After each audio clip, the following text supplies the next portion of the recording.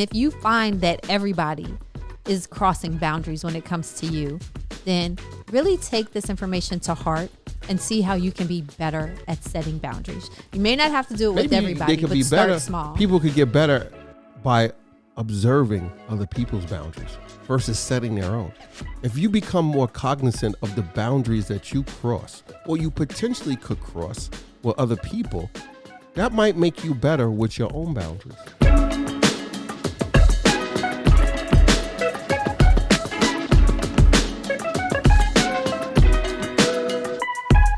And we are back. Welcome to the latest episode of Commerce and Chill. I am Jessica Johnson Cope. Waleed. It's Waleed, and Waleed is kind of dragging today. I'm baked. He's not the only one. Why? Did you stay up late enough to watch Commerce and Chill on Brick? At 2 a.m. At 2 a.m. Thanks. Shout out to Brick. We're now on Brick, which is Brooklyn Independent. Oh, damn, I'm screwing this up. But yeah, shout out to Brick TV.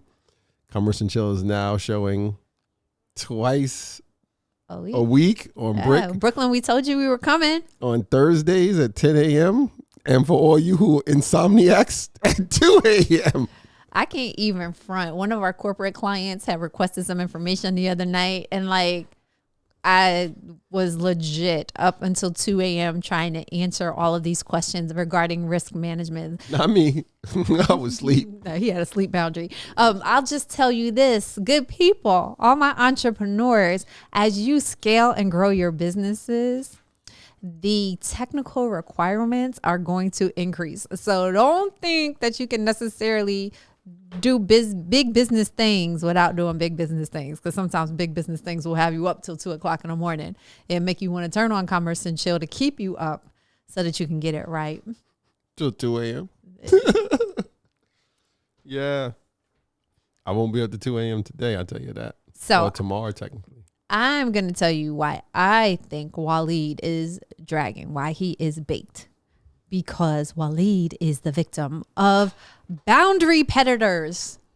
That's right. You heard me. You said predators? People that pet your boundaries? I'm sorry. Look, I just got off an hour Zoom presentation. And I think I said to them, yeah, like the happy ending that you get, that we want you to get, is different than the happy ending that you get at Sin City. But that's a whole nother story. Are they still even in business? I think it's a parking lot now. Moment of silence for Sin City. Anyway. I heard somebody say the lunch was pretty good there. They had like some lunch special or something. Real talk. When I used to work at a radio station in a certain southwestern town, the station shall remain nameless, my supervisor would have liquid lunches at the local strip club. Gentlemen's Club. AKA strip club. And he would always come back full. Wasn't a nice guy. Full of food or full of liquid lunch? He would be sauced up. But we don't do that here at JSB. And since Sin City is closed, they can't do that in this neighborhood anymore. But getting back to what I was saying, boundary predators are everywhere. Those are the people at your job who will give you their responsibilities and then try to take all the credit. Those are your friends who want to put all their burdens on you. Those are your relatives that ask you for money and never pay you back.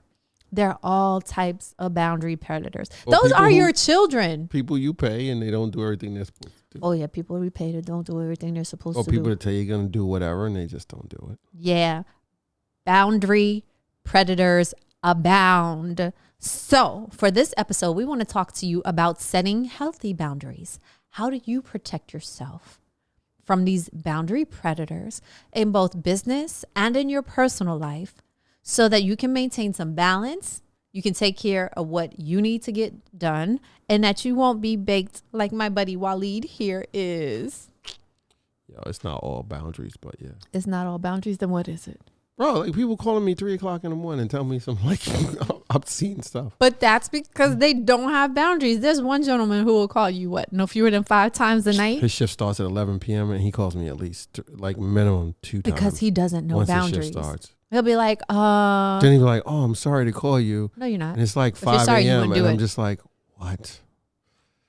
Nope. And then they're like, oh, every time I call, like, wow, Mr. Cope, you sound like you're awake. I'm like, because I am. You just woke me up. Like, how am I supposed to sound? Hello. Thank you for calling Johnson Security. Like, I can't sound. I don't know who's calling. It could be like somebody calling with a real emergency versus you calling me to tell me, hey, guess what? I can't find the access key card for the site. Wait a minute. The shift started 6 hours ago and you just realizing you can't find it now? Like, what have you been doing for the past 6 hours, sir? Well, I figured I would check. I checked all for 6 hours. You've been checking around. What are you checking? So, I'm going to define boundary for you and for the people in commerce and chill land, so you know what a boundary means. According to Merriam-Webster, boundary is something that indicates or fixes a limit or extent. The etymology of boundary is that which indicates the limits of anything. It's from circa 1620s, from bound. Strictly a visible mark indicating a dividing line, a bound being the limit or furthest point of extension of any one thing. Now, typically in business, I don't like to think about limits, but occasionally we need limits. So that's why we need boundaries. And today we're going to share with you 7 ways to set better boundaries according to Harvard Business Review. Chief, you want to get started? Number 1, have an agreement up front. Damn, that's going to be a lot of paper in my life.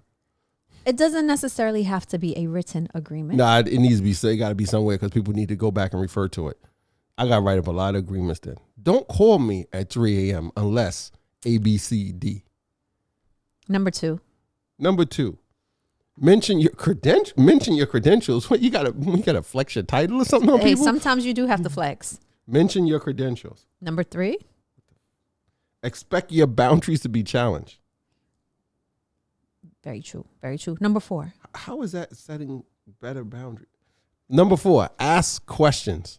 Number 5, Can I cross your boundaries? Can I test your nerves? Can I annoy you? Number 5, try not to use the no word. I almost said the N word. that is the N word. Try not to use the word no. Why can't you use? But anyway, number 6, don't offer a parade of reasons when you say no. That number 6 should be number 1. Is no because I said no. That's it. This is no. Number 7, after a crisis, reset the agreement. Who wrote these? Harvard Business Review. First of all, hi Harvard.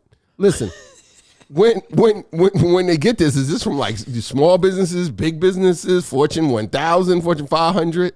Like, I'm just curious. Like, what's the context? What's the sample pool? It's not really a sample pool. So it's recommendations. Somebody did some research. Is it recommendation for small businesses? It's recommendations, period. For any business. You take them and you run with them. Everything may not be directly applicable to you and your situation. I'm going to need Harvard Business Review to do a SMB review. I'm putting that out there right now. Harvard have a small business section.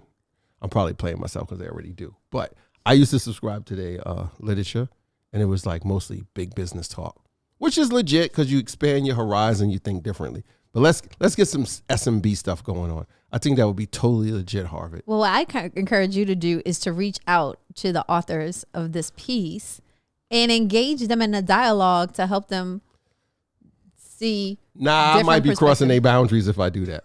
Nah. Well, you never know if you don't try. I might be crossing my own boundaries. All right. So number 1, have an agreement up front. When everyone consents to terms ahead of time, everyone knows what the objectives are and what to expect, and there's usually less potential for opposition.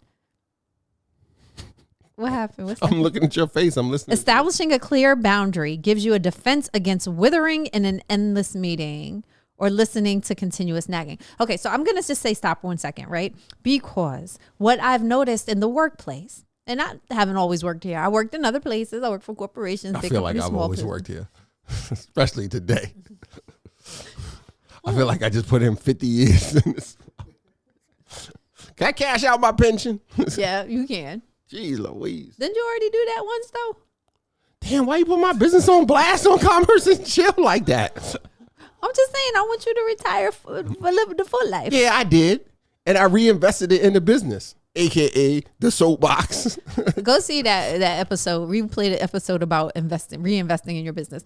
Nonetheless, in the workplace, they went up. There are agreements that are pre-established, AMC. i.e., job description, no GameStop, employment contract, employee handbook. When you join a company and you on the board, they typically give you a lot of documentation. You should read all of it. I am so sick and tired of people. When we hire people, I give them the handbook. I just did an orientation today, and I was like, you need to read this because I'm not going over every page in this book. It's only 30 pages, bro, and it's size 14 font. Just read it. It's mad easy read, too. Like, come on. And they shake their head, yeah. And then something go wrong in the field. I'm like, it's in your handbook. Guy, true story, smokes on the site. New York City construction site. There is a local law that says you cannot smoke on a construction site. You want to talk about boundaries? This dude decides to smoke on a construction site. Guess what he does with the cigarette butts? He flings them on the site. Guess where they land? Next to the generator. You know, power. For all you out there in Commerce and Chill Guess land. who stepped in the room? Maybe you don't understand. Maybe you do and you don't know. Combustible. What powers a generator? Gas, diesel fuel. And guess what? Match, flame, spark, kaboom. Things catch on fire, they explode. Dude smokes, throws a cigarette butts near the generator. Site safety manager wigs out. Like, what is blah, blah, blah, blah, blah. This, that, and the third. Guy calls here, not the guy, site safety manager, the guy smoking the cigarettes on a construction site, violating New York City local law. Biggie Siggy. And gets froggy with me to say, hey, why they told me I can't go to the site? Why they wasting my time? They asked me, did I smoke on the site? I told them, yeah. I was being honest when I told them. And you know what they told me? I can't work there no more because I smoked on the site. I'm like, why are you smoking on the site? It's against the New York City local law. It's also it's a violation of company policy. It's in the handbook. I went over that in orientation. I told you to read the handbook and you're responsible for everything in it. Oh, my bad. Calls me back 40 minutes later. So yeah, you gonna put me somewhere else to work? So you could smoke somewhere else and get another client mad at me?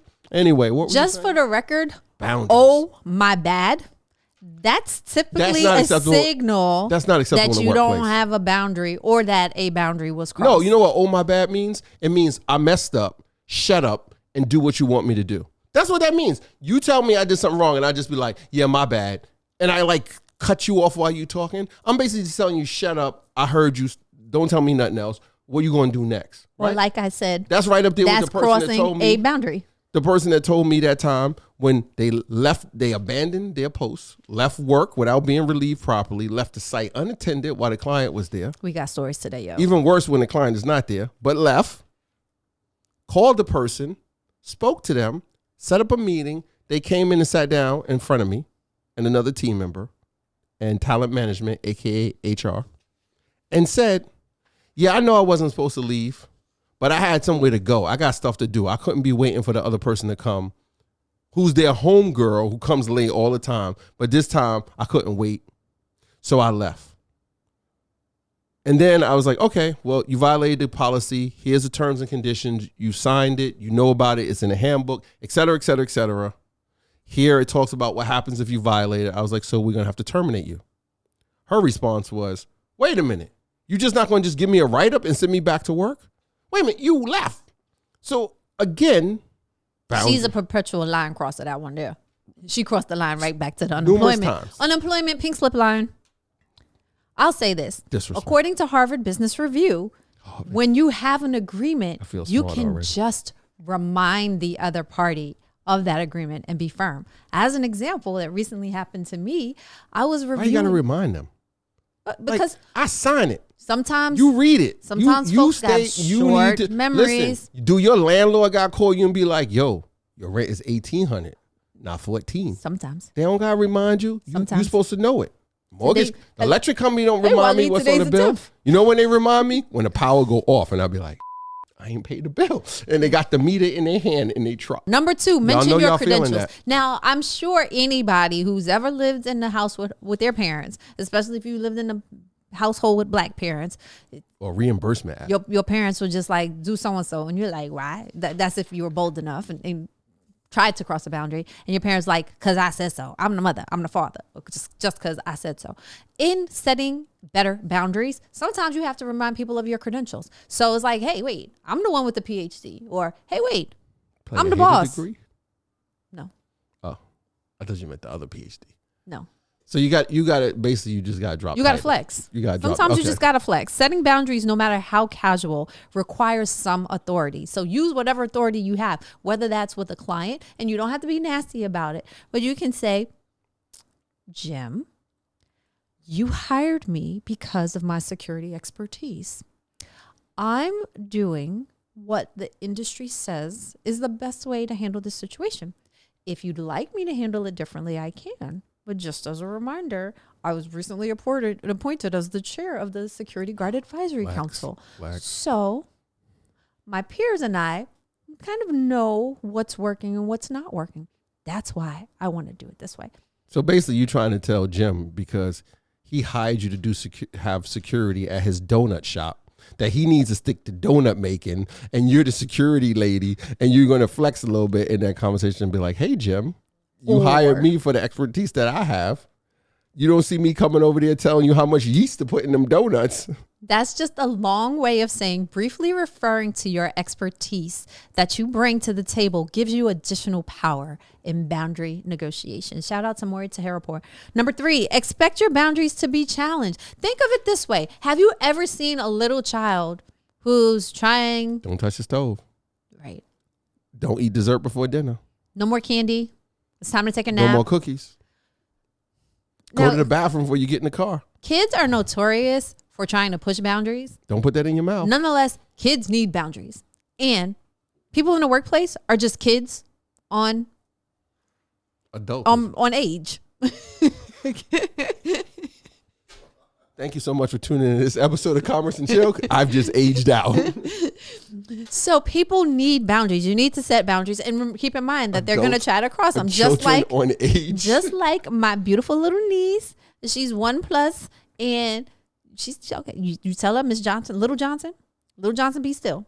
Little Johnson going to take off running in a circle. First of all, does she even know what be still means? Yes, like, she does. I don't think that's because then when Little Johnson runs into the wall, that's different. Then she knows she's going to go sit her little self down. Maybe. She's going to sit her Little Johnson down. Hold on. Maybe we need to look at this in reverse. Maybe people should let kids be kids and stop putting their limitations on them based on their experience, and let the children grow and have their own experience and have their own framework in life. Okay, so when the kids have all the burnt hands from touching the fire and all the knots on their head from running into the wall, they end up being the people at work who don't do what they're supposed to do because nobody set boundaries when they were young. I see that every day right here. These folks don't pay attention to boundaries. Perpetual line crosses. They touch the stove, they get burnt. The kid will make a psychological connection between that thing hot, hurt my hand. Don't do that again. So how do you put that in the workplace? How do you do that in the workplace? What? Listen, it's simple. Listen, don't do this. I'm not even going to say don't do this. Listen, I am not going to run around here and lecture and be like, oh, you took 3 pins out when you know the policy is to use 1 pin at a time until it runs out and then get another one. Like, I don't have time for that. And let me be simple. If you have someone on your team who habitually crosses the line, crosses the boundaries. Boundary predator. Let me be absolutely clear. That person should not be on your team. It's that simple. Just keep your eyes open. It's nothing to talk about. Like if somebody does something and be like, oh, yeah, listen, bro. We brought pizza for the office. Everybody gets 2 slices. And this cat takes 3 and right away it's only 2 per person. And now somebody else gets short. There's nothing you could do about that. That's who they are. No, you go and you lick the slice of pizza and then you put it back.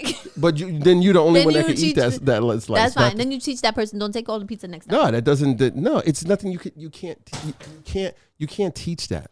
They gonna learn. You demonstrate it. You advise people. You be like, hey, this is how we do it here. They gonna learn. They choose to do it or not. Maybe they're not going to learn if they don't want to. Well, here's a way that you can learn. Number 4, ask questions. Clarify. Ask loads of clarifying questions before committing, especially when you aren't clear on the right approach. Now, what I found is that the people who are boundary predators typically don't ask any questions. So when you come across somebody in business, whether they work for you or work with you, and you see nobody asks questions, the same people that you say talk about nodding their head, you need to ask them some clarifying questions back. What does that mean?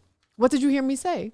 How are you going to apply that? So that you get them talking, keep your questions open-ended so that you'll be able to gather more information without being perceived as being negative. But then it'll help you understand I'm where scared the of people boundaries that are. don't ask questions. So what you gonna do? When they get, I don't rocks with them.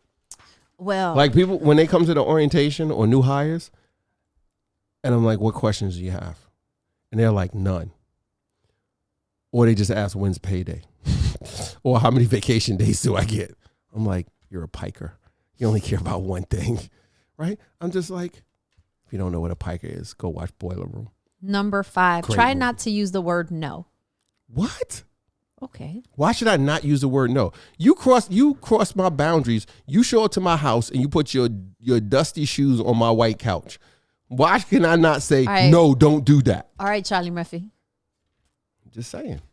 So Now my if you're legs dealing don't with a work. kid running in the street, then no is a way that you're going to get their attention. If you're dealing with an adult in the workplace, sometimes when you say no, they don't hear anything. What's the past shortest the no. distance between 2 points? A line. A straight line. Can I do this? No. What else is there to talk about? Why? Oh, let me explain you why. Because if you do this, it's going to cost us this, and we're going to have unnecessary expenditures, and it's going to affect our profit margins. Boom. Now I explain to you why. Now you know. Then they ask me again, can I do this? No. What? Yo, bro, I told you already why. Why am I repeating myself to you? Do you have to repeat yourself to me? No. So I'm going to say this. It's okay to disagree. Sometimes, though, when people hear you say no, they sense you as being disagreeable. No. And sometimes it's just the key. The key is not saying no directly. Okay. There's nothing wrong with saying no. I get it. Harvard said it, but like, come on. What's wrong with saying no? You can have a persuasive conversation that sets boundaries without starting a world war. The key is to not say no directly. Alternatives give people you're saying no to a greater sense of control. I'm not going to say it directly. I'm just going to write it on a piece of paper. When you say no, sometimes you're outright denying them. And you're sending them a strong message that you don't want to work with them. Sometimes they need a strong message. Don't offer a parade of reasons when you say no. So you just, that's why. Most people are not going to ask you why. They're going to stop at the no. Then what if you say no and then you tell them why? No. See, you just told me no. That's because this isn't about boundaries. They can't see that. They can't see that. Yeah, they can. No, they can't. We got good cameras. Vocaz said the image was sharp AF on a comment. You can see the specs. You can see the specs on my specs. The reason why, don't start with no. Maybe that's a better way to put it. Don't start Just with no. end with no. Over explaining will make you look goofy. Yeah, I agree with that. So just say what it is, and it's not no. There's a reason to it. Explain the reason, but don't over explain because too much information. No, because it's going to cost us. Will complicate the discussion. Cost us extra money, and it erodes your position. Lastly, after a crisis, reset the agreement. Sometimes when you get through and make it to the end of boundary setting, you're not left in the same position as when you started. So that original agreement may need to be changed. So, for example, the person that's asking to no longer do all of the duties outlined in their job description, we're going to have to potentially reset the agreement. So a reduced job description means a reduced salary or reduced employment. Yeah. Or maybe no. What if they tell you no? Then what? Hey, if you had a strong boundary at the beginning, then it'll be easier to reestablish. And in my experience, when you have a document that's signed, such as a job agreement, a contract, an offer letter, it's pretty black and white.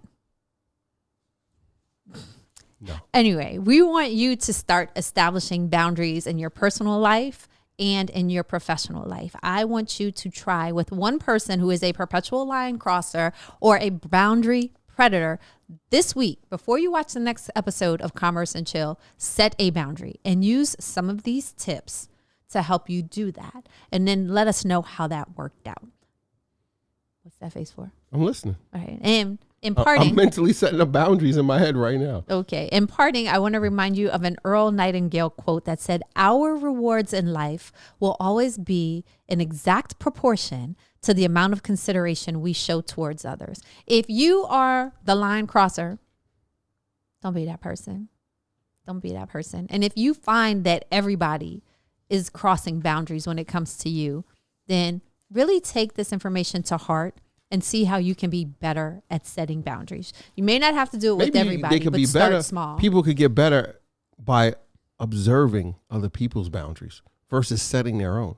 If you become more cognizant of the boundaries that you cross or you potentially could cross with other people, that might make you better with your own boundaries.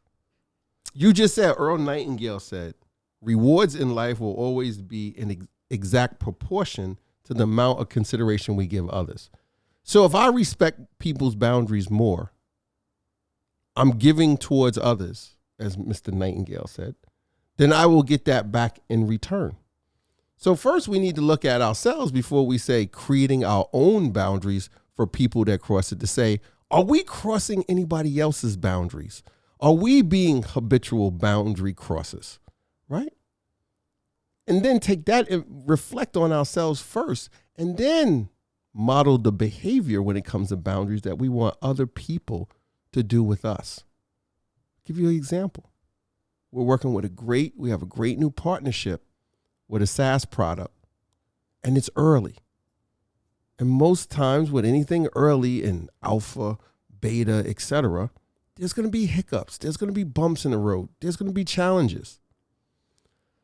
I think we could probably be that client who's always calling and emailing saying, this is not working, and this is wrong, and that, and this, and this, and that, versus saying, hey, what are some of the key things that are wrong?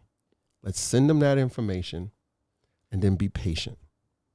It's no need for us to cross the boundary every day, because more than likely, if we're having a problem, somebody else is probably having the same problem on the platform, and they're addressing it. But if you want to be that habitual line crosser every day to be like, yo, this don't work. I told you it was broke yesterday and it's still broke today, or it's not working right.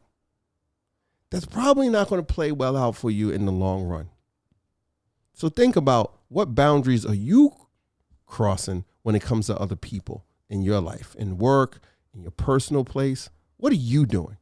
Let's self-reflect on somebody just crossed the boundary physically in here. Sound like they're crossing my door. I think that's wise advice. Look and see how. I'm a boundary sage. Observe other people's boundaries and then model the boundaries and behaviors that you want to see.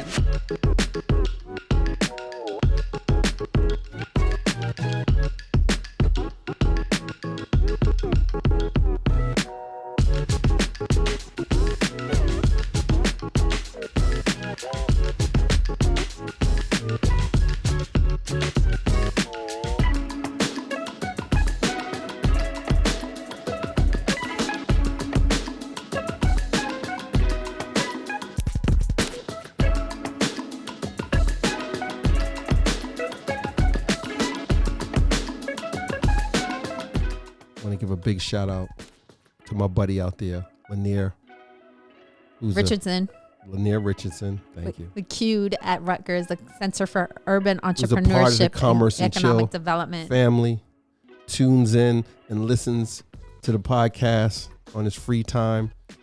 Has shared the podcast on his LinkedIn to his many tens of thousands of followers. Shout out to Lyneir. We appreciate the love and support. Lyneir, Commerce and Chill supporter. Super fan. Lyneir Richardson, Commerce and Chill super fan of the week. Woo!